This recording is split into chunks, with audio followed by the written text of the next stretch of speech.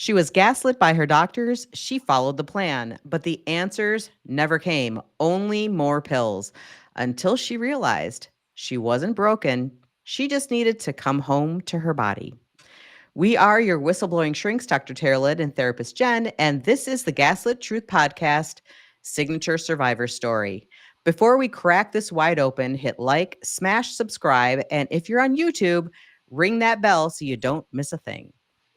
And just remember, guys, Dr. Terry and I, we are deep prescribers. We help people get off psychiatric medication safely for the brain and the body. So if you're thinking about getting off of your medications, give us a holler, shoot us an email at thegaslittruthpodcast@gmail.com, and we will help deep prescribe your meds and your lifestyle.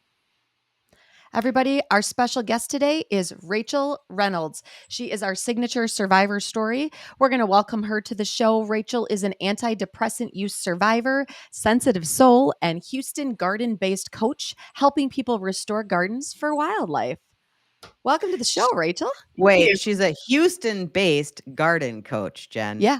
She's not a Houston-based. Houston garden. You said Houston garden-based. That's I funny. didn't say Houston. Oh, man. Well, It's you know because what? we're live. It's because we're It live. is. I think it's because we're going live, so I because can't we're follow live. words.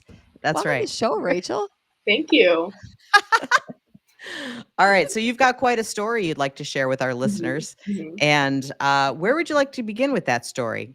Probably when I got on drugs in the first place. I think I was probably like 15. And looking back, it's like, that's so young. I mean, I just can't even believe that this happened. But I went through some things in high school and middle school that are typically like, it's normal stuff, things with maybe like friend groups or cliques. I ended up getting involved with like smoking weed. So that was, not a good choice on my part, but it did contribute to like some distress within my family, or just, I got in trouble, basically. And I lost some friends over some just stuff that happened. And so I was like, I'm depressed, I was sad. And so I went, they put me in therapy because I was like, I'm depressed, I'm having anxiety. And even as a kid, like I've always just been a really perceptive person, really perceptive. I sense vibes very, strongly. And I didn't realize that was like, a superpower. Now it was just like I was registering it as anxiety. It kind of is anxiety. When you're perceiving a lot of stuff, like it's overwhelming sometimes. And I would overthink things. But so anyway, I did talk therapy for a while, and then my therapist was basically like, yeah, I can't help you. Like, go get on some drugs, because it basically just sent me to a psychiatrist, and they put me on Prozac. And I can remember the day it started working. It was great. I felt awesome. I was like, wow. I basically was having probably more like a manic episode because I worked as a lifeguard and I worked like a 12-hour shift, and I was like, I feel amazing, But as time went on, whatever, it stops working. They're like, oh well, let's put you on something else. Go to Cymbalta. That stops working. They're like, okay. I ended up going to this one doctor who, he was like this 80-year-old guy, and he put me on, quote, the product or the drug that he would give to a family member if they were depressed. And so he put me on imipramine, which is a tricyclic antidepressant. Nobody prescribes this class anymore. Nobody, because it sucks so bad. Yeah. Like after I was reading about it, I'm like, wait, so nobody takes this except me anymore? Like, No, so, his friends would take it because he'd give it to his because family. he would Yeah. prescribe it to his family. Yeah, his but family. he's older. I think that was probably that was the drug that, was great. I don't know. So that happens. And then I've always been a bad sleeper, terrible sleep hygiene on my part, but just, I've really always been kind of a night owl. Like I hate going to bed. I just want to stay up and do my little activities, So I would always have trouble sleeping. So then he was like, well, let me switch you to a different tricyclic antidepressant. He didn't even use the word TCA. He just said, let me put you on a different med. So he puts me on amitriptyline, which I was then on for the next, I guess, maybe 6 or so years, up until last April when I finally quit. But the thing that really made me quit, I started having side effects pretty much right after starting to get on that class of antidepressants. And the most prominent one was that I could not go to the bathroom, and not poop. That's fine. I could not pee. So you know, like literally any normal person, you sit on the toilet and you immediately go. You don't even have to really think about it. But I'm sitting there and I'm like, I can't go. Like I have to really think about it and focus on relaxing my pelvic floor to make myself go to the bathroom.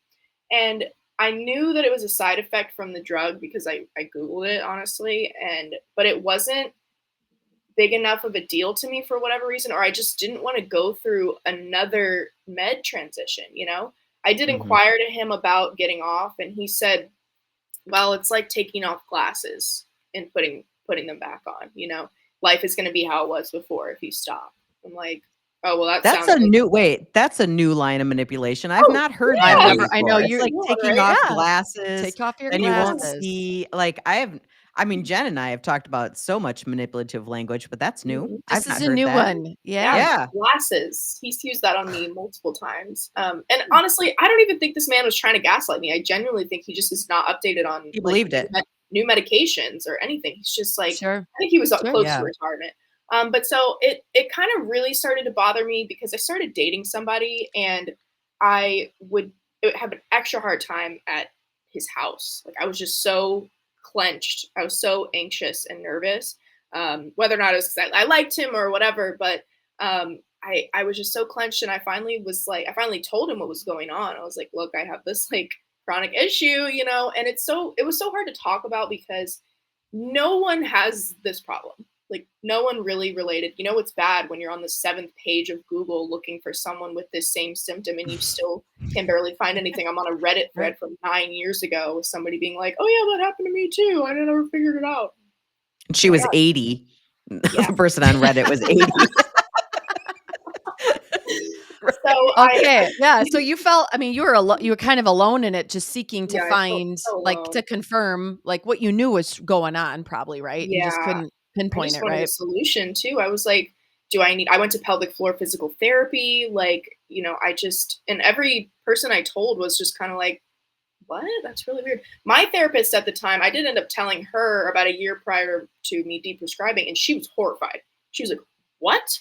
Like, she was the first person to be like, get off that immediately. Like, you need to talk to someone immediately. And I was like, yeah. So I ended up switching doctors. I was like, let me just get a different doctor. And she is horrified, you know, at what I've been prescribed. Mhm. And she was like, you know, why don't we just put you on something else? So I'm like, great, something else, sure. So instead of taking me off of amitriptyline, she adds on Trintellix. Hate that medication. Burn it to I the have ground. not heard good things about Trintellix. Oh my It's god. it's like a new I don't know if it's new, but it's new in the vernacular here, like Yeah. in the ether, I'm hearing more and more. And yeah, I hear the exact same thing. So she didn't take you off of wait, she was horrified, yet not horrified enough to take you off of the original, the amitriptyline. That was the plan, was to start me on that one and then take me off. Oh, Okay. this cross Oh, the taper cross junk. taper. Okay. Yeah. So I just curious, did your prescriber acknowledge the idea that the urinary retention and issues that you were having, because I know there's some, like, you're going to probably get to it, some of the other gallbladder pain, the things that you were going through. Did she acknowledge that was a function of either the amitriptyline or even the Prozac, I mean, you went through a cocktail of drugs. So Mhm. was it acknowledged that the drugs were the root cause of the issue? Yeah, so she definitely recognized that it was probably amitriptyline. I don't think she knew all that much about it. She was pretty young and she was also so I made this was annoying. I made an appointment with the psychiatrist and then they were like, "Yeah, she can't come. Can you just talk to the PA?" So, okay, sure. So I'm talking to a PA. I mean, she was great. You know, she was good at her job. I did get the vibe that I was like a lab rat. You know, she seemed very fascinated with how these drugs work on the brain. But yeah, she acknowledged that it was probably amitriptyline. She was horrified at what he had given me because she was like, I see a lot of patients coming from that doctor that are on crazy meds. So it's not just Okay. you. So they start you on, so she starts you on Trintellix with Mhm. the goal of then just weaning off of the amitriptyline? Yeah. Yeah. How'd And I that was go? very optimistic. Because you Yeah. know, I'm in her office crying because I think I have hope that things are gonna get better on this new drug. So yeah, I decided to we decided to start tapering off. I decreased like 25%, and it was just going very poorly. I was very anxious. I couldn't eat. Eating was just so difficult, and there's other reasons for that too, which I can update you on that. But it was so terrible. And she was like, you know what, I'm done with, we're not going to do this drug anymore. Also, it's very expensive because it's new. There's no generic. So I was paying like at least $80 a month for this, which with insurance, it's not a lot, but compared to what I was paying, like 30 cents for a bottle, it's frustrating. Right. So she's like, well, let's try Wellbutrin. So, and I'm like, okay, like, how does that work? And she said to me, well, it's, like lean. She said, like cough syrup, like lean. I was like, yeah, like, yeah, I understand. And she's like, yeah, so it's basically like the same drug as that combined with another thing so that you don't get too high. And I was like, okay. She compared Wellbutrin to cough syrup. Yeah. Yeah. Okay. So You're talking about the cough syrup that people get high on. yeah, she said that's Okay. Okay. I've never heard that comparison like that. Mhm. Have you, Yeah, Jen? I don't know.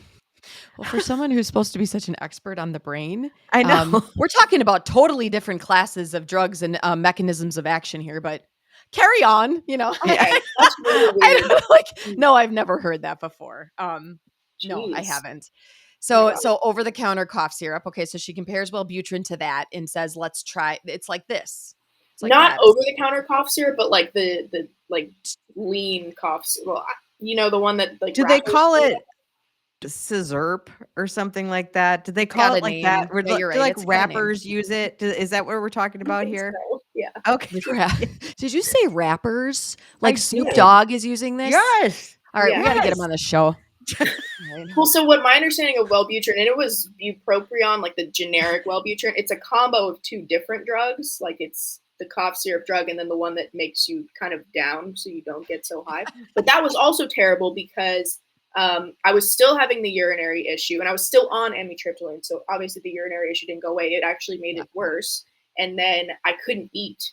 Oh my gosh, that was such an appetite suppressant. If I felt good, mentally, I was like, oh my God, like this is the drug for me, but I wasn't eating. And that's a huge problem. Mhm. So around, I would say maybe, let's see, I started last October was when I started weaning off. And it was horrific. It was so awful, just not being able to eat because I was just so anxious and I was nauseous. Depression setting in, anhedonia, don't care about anything. Suddenly, I'm very anxious in my relationship. And it wasn't until I think I carried myself. I deprescribed myself, basically. I didn't trust my doctor anymore. And I was just like, around February, we were like, this is good. I think the Wellbutrin is the one for me. But then I was just like, I don't want to do this anymore. And I also lost my insurance because I turned 26. And so I wasn't going to be able to pay her. It was going to be very expensive to go, which that's fine. I'm not saying anyone should not go see their doctor. I got new insurance. It just wasn't covered. So I think I was on probably 50% original dose at that point. I stopped taking the Wellbutrin and I was like, I'm just done. I have to get off of this and I don't care, how long it takes me or how hard it is, but I want to get off. So I sat at probably 25% of the original dose. And I'm just there, I'm cutting the pill in half, which you're not supposed to do. We all know that 25%, cutting it in half and cutting it in half again, like it doesn't work. We know this. I didn't know anything about hyperbolic tapering, healthy tapering, Right. because I didn't have the resources. So I sat at No. 25% dose for a couple months. And then I eventually was just like, I'm done. I can't take this anymore. I'm done. And I stopped taking it. And it was horrific. I mean, the withdrawal was just awful. I could get out of bed, but it took me a really long time. I was very anxious. I didn't really care about my business anymore, which I had worked really hard to build. Suddenly, everything was just so overwhelming and all of my senses were kind of coming back online. Just the overwhelmingness of life. And I felt like, have you guys seen Snow White, like the Disney Channel Snow White? Yes. Mhm. You know that scene where she's like running from the huntsman in the woods and all the trees are grabbing her and she's like falling into the pit? That's what it felt like on a daily basis to just exist in life. And then on top of that, I'm having a hard time eating and sleeping. So, I just felt like a shell of a person, really. This all started when you were 15? Yeah. So basically your entire adult formation, Hmm. like your early formative years as an adult was influenced by psychiatry heavily, like Yeah. medications, yes. Yeah, and I'm a very upbeat person, and I'm really happy. I was very happy on the drugs, and I'm excited, and I'm always have ideas, and I'm an entrepreneur. I'm very busy, and I was worried. I'm like, what if that's not really who I am? What if I'm actually just a depressed person? What if this person that I have made up, this brand that I've built, what if it's all fake and it's not who I am? But now I know that that's not true. I've come back to Yeah. this. Can you share just a little bit more detail with our listeners on you were talking a little bit about the inability, right, to like urinate, essentially what's happening. Okay. Can you go into just a little bit of detail about like what that what that really is for you? Like, can you walk us through just a little bit about what you experienced? Because I'm guessing there's people out there that maybe have something similar And don't and realize it, they especially don't elderly realize it. people. Mhm. Right, elderly people, or even, like, younger people who or whatever the age, right, who are told, there's you must have some kind of anxiety that is causing you Mhm. nervousness and that you can't actually you can't urinate, right? Like, it's put on all of these other things and not the drug, right? So, what can you walk us through, like, what the experience was for you so people can hear that? Yeah. So basically, I would just sit on the toilet, and I can't just go. I have to really think about it and actually, physically think, like, take deep breaths, relax my pelvic floor. When I was still on the drug, it would be so bad sometimes I would just have to push, which you should never do. Even my idiot 80-year-old doctor was like, I told him this was an issue, and he was like, well, whatever you do, don't push because that's really bad. But it just created a sense of anxiety around going to the bathroom in general. Yeah. I'm sitting there, and Yeah. I can't go. If someone's waiting on me to use, if it's a one stall, someone's waiting on me, forget about it. I can't go. I'm like, no, you go first. Like, I'm gonna be a minute. It's like, you know, excuse me. So yeah, it's just sort of like it's like a clenching feeling. And I'm not saying like I'm intentionally clenching. It's like a pelvic floor is so clenched. And I ended up getting really into this with like, because I'm like, what is going on mentally? It's like a disconnect between your nervous system and your bladder. Like, your nervous system is supposed to be communicating to your bladder, like, relax your bladder and go. But tricyclic antidepressants, and probably other ones too, they numb that connection so that you aren't able to, like, make this signal. Okay. This is interesting because I know, in your bio that you had sent us, you mentioned something like not too many people are on amitriptyline. It's actually 7,000,000 people are on amitriptyline right now. 70 million. 7,000,000. 7 million. But I mean, Wow. when you Wow. think about it as the percentage of people on all psych meds, and this one is Mhm. 7,000,000, that's still a lot of Yeah. people. That is a And it's lot of prescribed people. it's prescribed for so many things. I So mean, many I'm things, horrified. yeah, you've got not just depression. chronic Yes. pain patients are given Yes. amitriptyline like Yeah. candy. Truly, Yeah, it's specifically for bladder pain too, because yep, I did see a urologist as well, yep, and he was like, "I prescribe this to people who have bladder pain." I'm like, "Well, I'm not having any bladder pain. I can't feel shit." Like, yeah, Well, yeah, actually, that was a good thing that the, retention didn't cause bladder pain for you, because I could imagine that yeah. that would be a really painful thing, to happen. I wanna skip forward a little bit because you also mention, acne. yes, And yes. yes, This and is what I so want to talk about because yes. Yeah, I I got could go in on this this is what topic. Rachel and I were going back and forth emailing on because you're the first Mhm. person who has reached out to us who wanted to talk about spironolactone. And God, girl, I'm yes, there and please. I've done it, and I cannot believe the day I realized the contraindications between these drugs. Oh Hate my. that So yeah, medication. go ahead, talk about that. Oh my gosh. Well, so I've always struggled with acne. In high school, struggled with acne. That went away a bit in college, but in high school, and I think through a little bit of college, um, they put me on um, antibiotics, Mm. doxycycline, Yep. Doxycycline, yep. and Yep. yeah. So, and my thing about the acne with dermatologists and acne, they do not treat the root cause. They want to band-aid your symptoms because acne at its core, like, I've gone so far down the wormhole.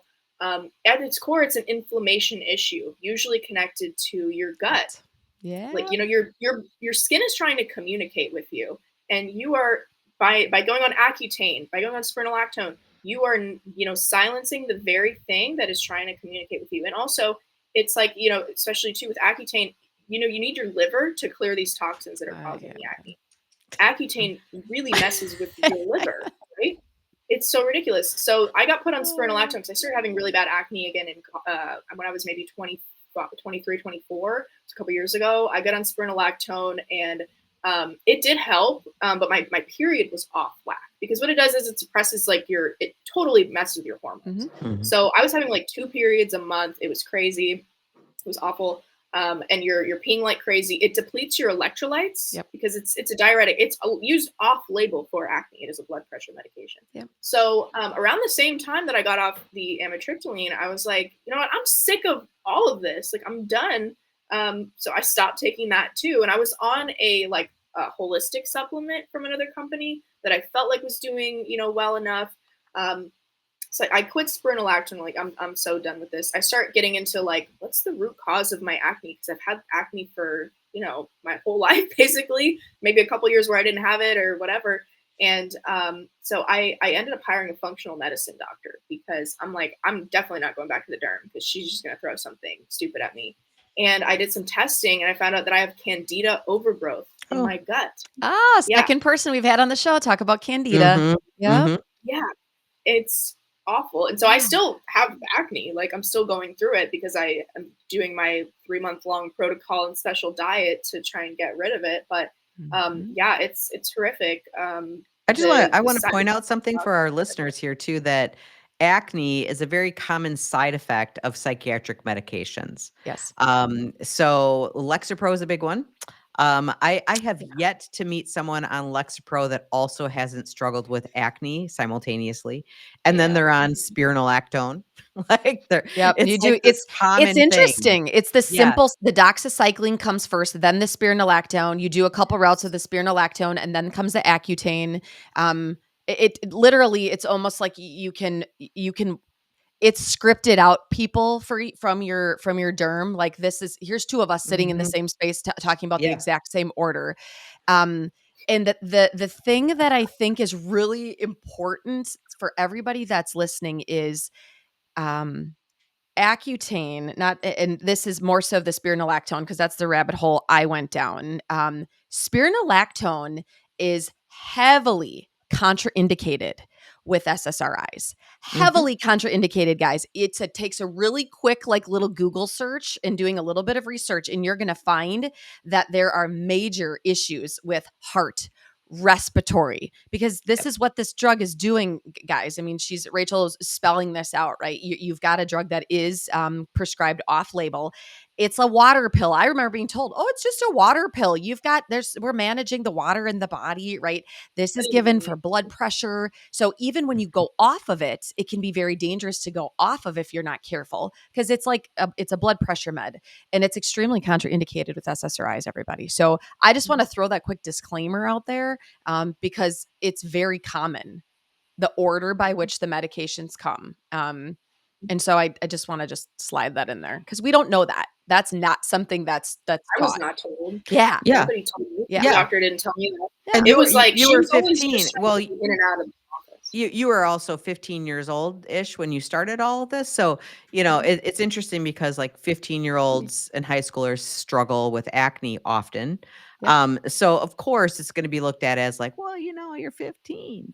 It's But then always that. Mhm. when I see older people, even 25, like, some of that stuff should be going away, that hormonal acne thing, if it's a huge breakout by now. But you've been so heavily impacted in your digestive health and your liver functioning and all of these things, that your skin as an organ is taking the beating here, Yes. so to speak. So, but I also like thinking about, like, older people, older than 30, right? Yeah. If you're still struggling with this huge acne all over and you're taking these meds, it's likely the side effect of the medication that is causing the acne in the first place. So it's like this weird rabbit hole that you just keep running around and circling the drain and trying to figure out what is what. right? So I'm glad you're figuring it out for yourself. I hope that there's some other young people on here thinking the same way. Like, Yeah, what the young heck? young people or, like, people who are, even if this is you're going through this and even if you're in your, like, your mid-30s, right? Mm, It's the same kind of thing, like, you have a child and "Oh, it's all hormones, it's all hormones." It's the same thing that's told to you when you're a teenager, okay? It's hormones, and that's what's causing this, and so we need to this is a drug that's safe for that, to help with that, but sometimes it's not hormones. If you've been taking a psychiatric medication since you were a teenager, okay, that could actually be root cause of what's creating all of these other issues for you. But we never chalk it up to that, right? It's, oh, this is Mhm. the phase of life. You're a teenager. Mhm. You're going through these hormone things. Oh, you're a mom. You had a baby a year ago. Yeah, it's hormones, right? Like this is all the hormonal stuff. When in reality, we've been on these meds since we were a Mhm. teenager. That was the Mhm. start of it, truly. So I'm curious too if you would share, Rachel, because I think our listeners would love to hear this. Can you tell us a little thing about some of the protocols that you're doing naturally for managing that? Mhm. Yeah, so a lot of people think that, you just take like podiarco, which is like a antifungal tree herb, they think, you can just take the herbs.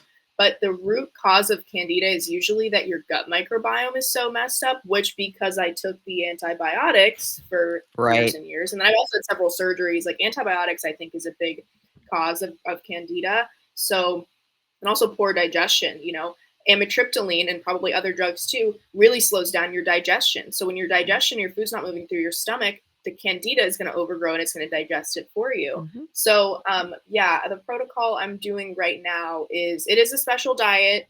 It's pretty restrictive, but it's not so restrictive that I'm like absolutely zero sugar because if you just cut out sugar alone, you can't just starve it out. That's a common misconception because candida is very smart and it can go dormant and it can feed off of amino acids alone, ketones alone. So the protocol I'm doing right now is it's 3 months long, and in combination with a diet, it's biofilm breakup, like a biofilm buster, because candida and parasites they live in these biofilms Yep. to protect themselves, like a gross coating. It's like I'm like can't believe this is going on inside my body right now. It's like, But yeah, everyone There's there's knows so about much that going on problem. inside of Yeah, your body that we don't even realize and know about that is insane. Yes. yeah. So, so the biofilm busters, and then in combination with some herbs, so like oregano leaf, rosemary, black walnut hull, podiarco, the holistic Ayurvedic kind of Mm, anti candida herbs that are supposed to clean it out. But it happens, like it has to happen over time. It's not as simple as taking an antifungal. Which sucks. I mean, this is an issue that I've had for a long time, so it kind of makes sense that you're not going to heal right away. Healing takes a long time. And like you said, there can be flare-ups again too. yep. And I think about that a lot with gut health too, because once just when you think you got it all under control, bam, and you're back to square one sometimes. Or now you become a little bit more you notice things differently. So I know for me, like when my gut health is getting bad, I'll go back to protocol, or my adrenals are feeling shoddy, like I'll go back to protocol, but I'll notice that earlier rather than being in the extreme, fatiguey, weird spots that I was before. I do notice it a lot earlier now. So then you can take Yeah. action. And I think that awareness is key when it comes to healing. Cause I do think that people are hopeful that it's like a one and done. Like, oh, Yeah. once I'm healed, I'm never gonna, worry about this ever again. And we're people and we go through a lot of stuff. And healing is a cycle. Like there's a cycle of healing. And so having grace on yourself, especially being your age, by the way, like is amazing. That Uh-huh. you're doing all this stuff for Yes. yourself because you're really young. And I'm glad that you're taking charge of your health. I think more young people need to hear these stories, which is interesting, Jen, because we've had more and more young people under the age of 30 come on the show Mhm, and talk about how they're taking charge of their health. And I am like here mhm. for it. I am all about it because yeah, because otherwise you're going to end up, being 56 years old like me and being like, now what do I do, in my life? And it's a lot easier to heal a younger body than it is an older one. That is for sure. So Yeah. I'm here for this new generation of health and well-being. So I love it. I love it. And then I'm thinking about your background in um landscaping and gardening and plants. And I'm like, this just makes so much sense for you to turn to like a plant-based healing Mhm. opportunities for you. I'm Yeah. like, girl, you've got a future in botany and herbalism, I think, coming in hot. So It's so funny because a lot of the work I do with like I use a lot of organic products, organic fertilizer, and the theory is you have good soil health, your plant will grow healthy. With people, I'm like, why did I not make the connection sooner? yeah, And with antidepressants too, what made me feel so much better, because I would say that I have become so I don't say I'm fully healed from the medications, but my life has done a 180 as far as like mood and everything, and it was changing my diet. I cut Mhm. out gluten, dairy, um, things that I would like to eventually add back in, Yeah. maybe. But it's what you're eating. That's where when I was 15, that's where why didn't I start there? Why wasn't I told to start there? Why wasn't I told to Mm. If you were told to start? start there, would you have though at 15?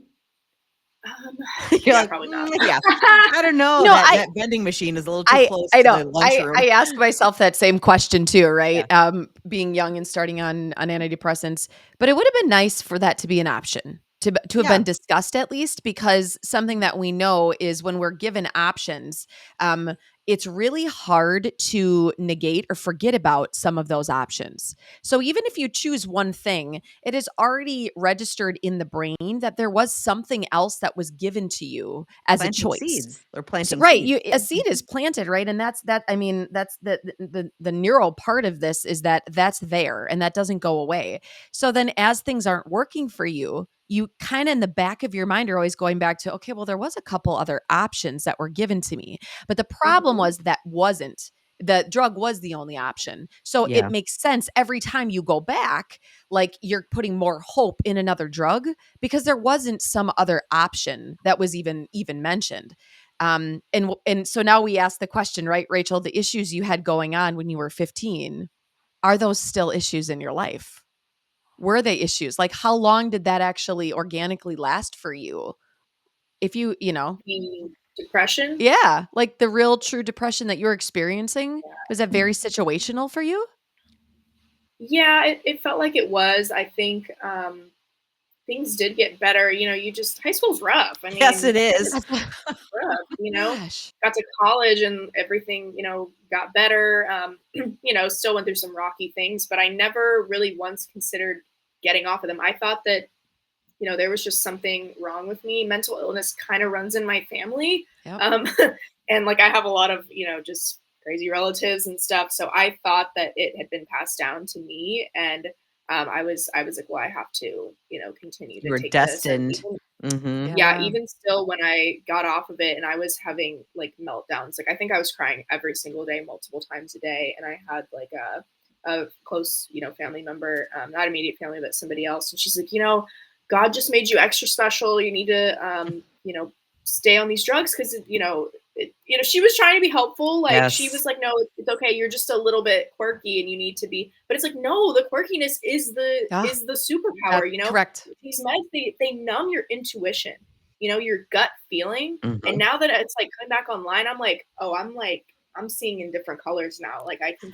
I'm hearing, I feel so much sharper and it just feels great.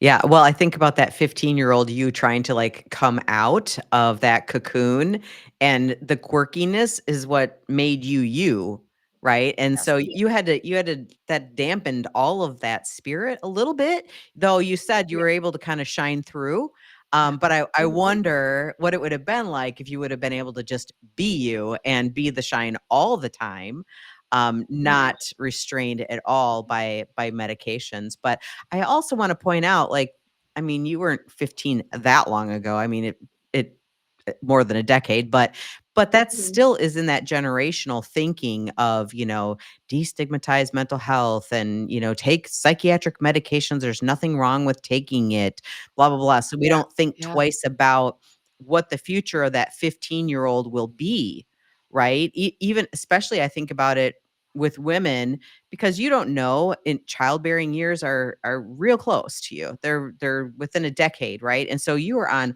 all these medications that were probably a big no for pregnancy, childbearing years, that kind of stuff. And I Yes. I think we're like, well, that's not even important right now, but it is important. It should be part of the conversation for a Right. young person. Like, I mean, honestly, a 15-year-old, they're probably more thinking about not getting pregnant than getting pregnant mostly, but it still should be a conversation. Again, planting a seed, like that's a little seed to plant. Like, think about your future for a minute here. How can we holistically help you as a child, as a Mhm. 15-year-old child, get through this? And by the way, you went to the wrong psychiatrist. Yeah. Don't go to 80-year-old psychiatrists, everybody. I think that's the moral of the story here. Well, my insurance covered. I don't know. And it's, I mean, it's like, I don't even really blame anybody. I'm Yeah. not angry No. at, Yeah. at anybody, It's a he's just, difference of like being on he's just top of tired. research. Yeah. Being not on top of it, but open to new research, I think is the thing. Yeah.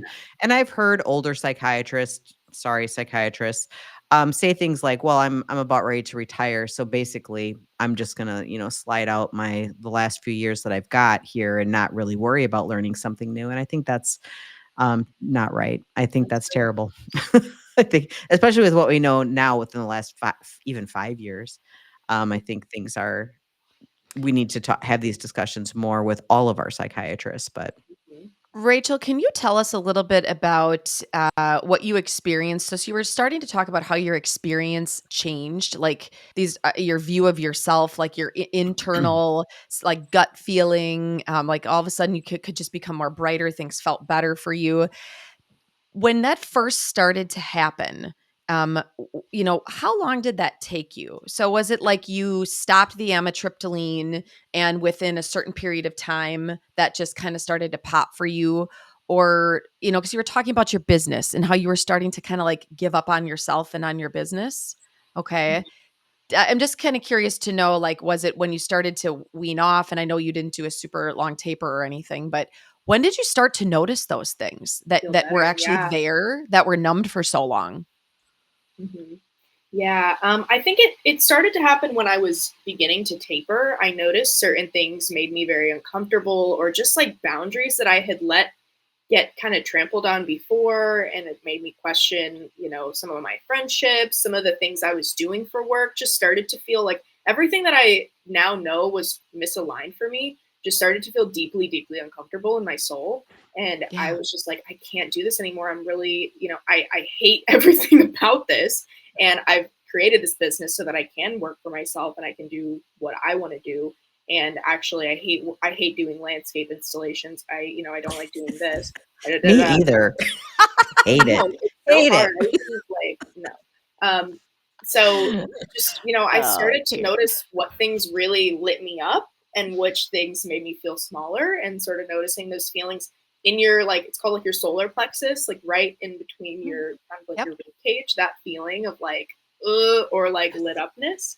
And but it did take a while, I think. So I quit in April. I don't think I really started to feel like genuinely a whole lot better until maybe probably August. And Okay. it had to do with changing my diet. I will say, once I cut Mhm. out, and this is so funny because I was going to get back on. It was so bad. I was going to get back on. I was like, this is, maybe this was dumb. Psych. I'm just going to get back on meds. Like, I can't do this. I Psych. ended up, yeah, that was really How fun. 90s of you. How 90s of you, Rachel. Thank you. I can't do this. I spoke to Renee Jacobson. Do you guys know Renee? Yes, Oh, we yeah. do. She's She's been been on on the the show. show. Mhm. Yes, yeah. So she became my, withdrawal coach. And as soon as I spoke to her, she was like, there's nothing wrong with you. You're just sensitive to stuff. And, you have like gifts, you have superpowers, and you shouldn't get back on these drugs. And I had hope, the way that she explained it, and, the way that she is about things just were so clear to me. And I was like, okay, well then, yeah, I can do this. But she was actually the one that told me to cut out gluten first, gluten and dairy. And I was like, you're crazy. She made me fill out this intake You're form. nuts. Lady. Don't take my gluten and dairy from me. I'm like, Don't do I'd it. rather die, because she has me fill out the intake It's like, form, and she's like, what's sure. your diet? And I'm like, Uh-huh. pasta, Yeah. rice, like, Mhm. just do whatever. Yeah. And so Yeah. she's like, consider cutting gluten because of XYZ, glyphosate. First of all, gluten is an Yep. inflammatory food also for a lot of people. And I Mhm. was like, you're crazy. But again, she mentioned it to me, like you were saying, Jen, that's an option. I ignored it at Option. first, but then as things are not getting better, I'm like, well, maybe I'll try that, you know? Then I start working with a functional person, and she's like, yeah, cut out gluten, try cutting out dairy as well, Yeah. all this other stuff. And I just felt better. You know, the food you eat is huge. It's insanely important. You know, your gut is like your second brain. Everyone says that, and you make so Yes. much of your like neurotransmitters in the gut and what you're eating and your microbiome. Like it's all so important. But yeah, I started to just feel more lit up again, and it had to do with getting rid of the things that weren't aligned for me and that felt wrong. And then I started to notice like you have this like trust in yourself, like, oh, this feels really right, or this doesn't. Where normally I would have just been like, oh, well, somebody wants me to do this, so I guess I should do that for them. And you know, I'll make a little money For them. Yes. for Wait, them. that's the key thing. I'm gonna do it for someone Yeah, else, not do it for myself. And I exactly. think that is so key for people listening. Like you have to do this for yourself, not because someone else is judging you or you feel judged or because you want to please, Mhm. another person. This is about pleasing yourself. And again, I'm like, I am floored that a person your age is already there. I wish I was you when I was I your know, age, by super the way. jealous, right? I didn't get there till I was, I don't know, last year. Anyway, Old? so Oh, what? No, old. Sorry. no, you're not old. Mhm. No, that it is I wanted to ask about this because I think people also have some misconceptions and okay, backtrack just a minute. I'm gonna take a step back. Everybody's experience with coming off of a psychiatric medication is different. People's experience with Yes. changing diet is going to be different. Like so everybody's path for this is uniquely different, which is also like what you're describing, what you're saying to us, right? You maybe are a sensitive, more unique person in different ways, right? And when we bring big pharma into our lives, there isn't uniqueness that's allotted for, right? It's everybody gets, I mean, you and I are totally different people, but yet we brought in the same exact order of acne treatments here in our lives, right? Okay. So Mhm. it's That's yeah, interesting. it's very Mhm. can it's these standard can kind of things, no different than how prescribing of psych meds are. But the cool part about this is what you're describing for our listeners is there was a point where that kind of shifted for you. Other options were given to you, even when you were thinking like maybe I just got to go back on it. But just those couple little options changed the trajectory of the choices that you made. And then it led you down this whole other space that is 100% the treatment plan is focused on the unique things that you need, Mhm. right? Like if you didn't have the candida overgrowth, okay, great. We did an assessment. That's not the issue. Let's try something else, right? Mhm. No, I do actually. I've had a positive test for this, which means I'm going to start changing this, and this of what I'm eating, right? That's a more unique perspective and a Mhm. treatment plan that's tailored to somebody for what their needs actually are. And then Mhm. you took that and ran with it, and you still are, Yeah. yeah. So I think that's the difference here when we're looking at like again the holistic world versus more of a more Western approach. And now you're living and breathing this in a whole way than you probably ever thought you would. Yeah. I mean, I volunteer at a local co-op now. I learn about herbalism. It's I knew it. so I knew you were gonna say that Yeah, really I've soon. I explored knew it. every avenue of the gardening and plant world, but herbalism, I just Yes. hadn't quite scratched the surface yet. And I was absolutely in tears one day, you know, right after I had just come off. I was so upset, and I was like, I'm really gonna try to eat something gluten free or like organic food. Like I was like, what can I do? Where can I go? And I remember there's this place by my house called the Co-op, the Natural Living Co-op. So I go in there.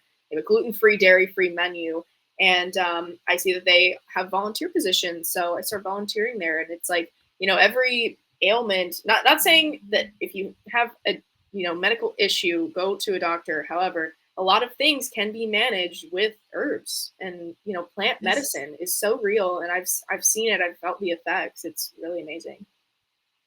Well, big pharma uses plant molecules, so I mean, that's where it all comes from, Mhm. folks. So, uh, plants or snake venom, those are 2 big ones. So anyway, but yes, plant medicine is very powerful. Also, I wanted to just kinda add in there that little sense of purpose that you have, like, helping others is a Mhm. very purposeful thing and working in spaces that you find value in. And I think for everybody, not just young people, but every person, we need to find that sense of purpose and direction at any age. And I think when we lose that, it's problematic. And a 15-year-old doesn't really have that, especially when they're in high school. The early stages of high school are so hard. There's not even a purpose in a friend group half the time in those moments, right? Like you Yeah. kind of have to Right. get those purposeful things going. So if you're listening to this, purpose is a huge predictor of mental well-being. And yeah, I'm glad you're finding some purpose too. Yeah. Yes. Yeah. Yeah. And I have to, as we close here, we have to close with something Rachel said. She said, because I'm just a sensitive, unique person, I don't need to be medicated. I need to feel at home in my body. And part of that's up to me and cannot be found in a doctor's office. Mhm. Love it. That was a great Yes. quote. That's going to go on deliverable. So, yes. Yeah. You can Yeah. love that. So, everybody, we are wrapping up here. Thank you for listening to our show. We are the Gaslit Truth Podcast. Make sure you get on YouTube and like and subscribe, and go ahead, give us some stars. We want all of them. And if you want to send us any of your gaslit stories, please feel free to do that at the Gaslit Truth Podcast at gmail.com. And Rachel, thank you for being on the show and telling us your story. Yeah, thanks for listening. I've been wanting to tell it for a long time. When I was when I was really down and really just going through it, I would talk to myself. I would imagine telling the story to someone else of what it was like after I was healed or felt better. And so I think I did manifest this kind of in a way. You did. I would You did.